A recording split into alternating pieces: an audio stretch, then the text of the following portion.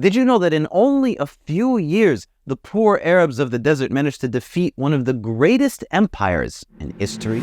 You see, at the time of the Prophet, peace be upon him, the two major superpowers in the region were the Roman Byzantines and the Persian Sasanians, two military titans that had been locked in a series of wars for nearly 700 years, each unable to defeat the other. But in 608, it looked as if that was all about to change. A Roman general had revolted against his emperor, leading to a civil war within the Byzantine Empire. Taking advantage of the Roman civil war, the Persians launched an offensive, completely taking Syria and Jordan and Palestine from the Romans, and by 619 they had also conquered Egypt and carved a path deep into Anatolia, arriving at the gates of Constantinople. And with these massive conquests by the Persians and the Byzantines in total chaos, it seemed as if the war was about to end with a complete Persian victory. And then, while all this was happening, Allah revealed in the Quran the following passages. The Romans have been defeated in a nearby land,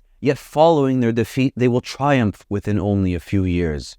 The matter rests with Allah before and after, and on that day the believers will rejoice.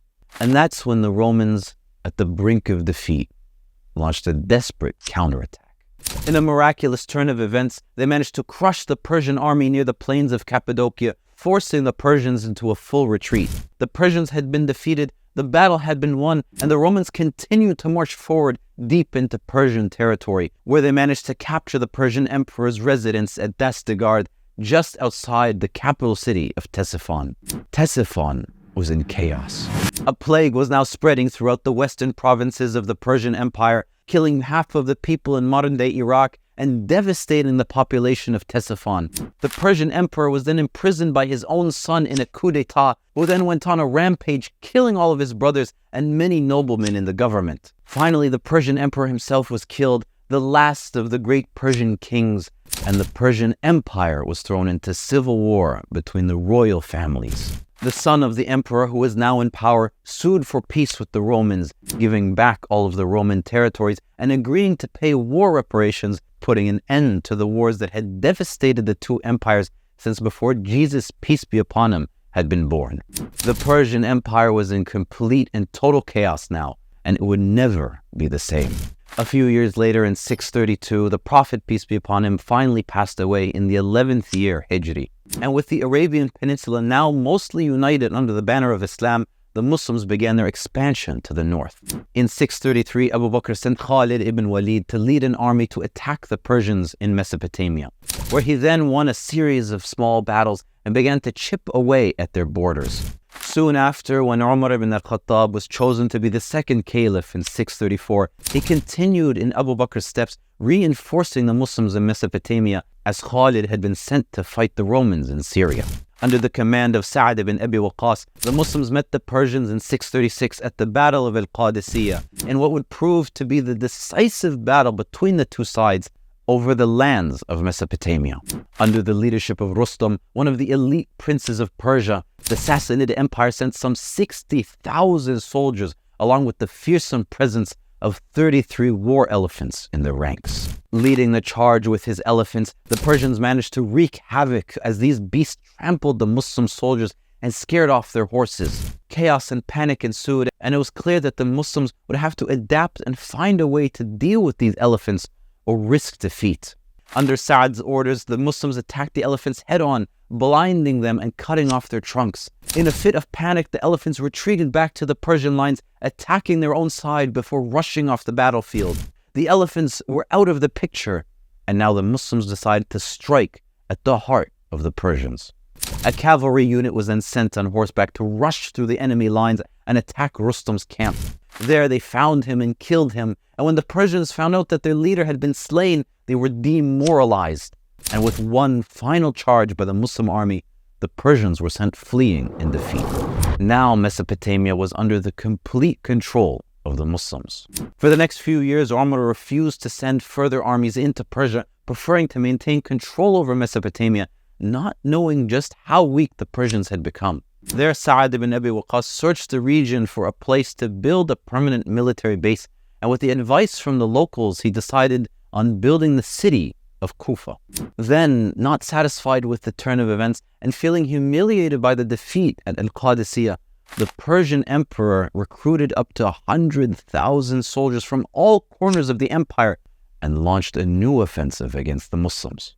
This would be the final major battle between the Muslims and the Persians, one that would decide the fate of what remained of the Sassanid Empire. And by the way, if you want to support the channel and help me pay my editors, you can sign up for my Patreon, link in the YouTube video description or on my TikTok profile.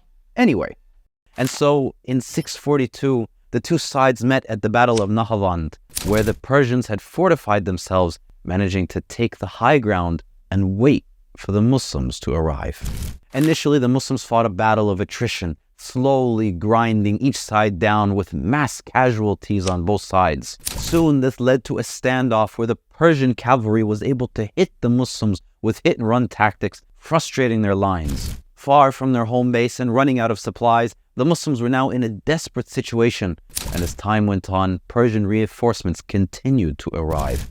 Something had to change. And that's when Tulayha ibn Khuwaylid spoke up. He was a man who had fought many battles against the Muslims, both in the time of the Prophet, peace be upon him, and during the rule of Abu Bakr.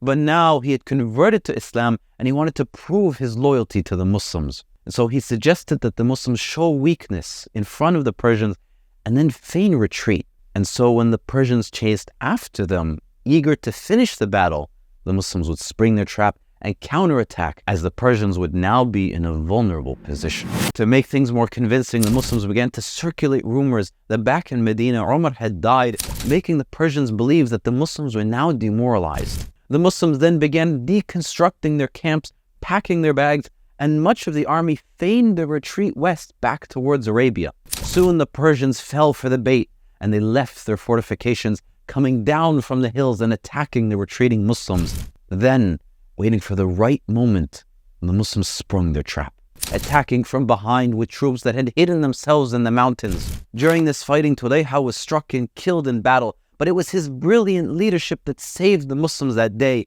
and gave victory to the army. The Persians had been completely defeated, bringing an end to the Sasanian Empire.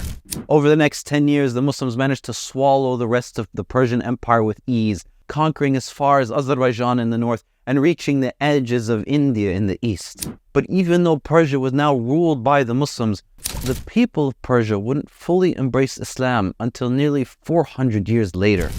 But when they did, Persian scholars and thinkers and writers would bring immense richness to the Islamic academia, all culminating in what is often called the Golden Age of Islam, leaving behind an amazing legacy that lasts till this day.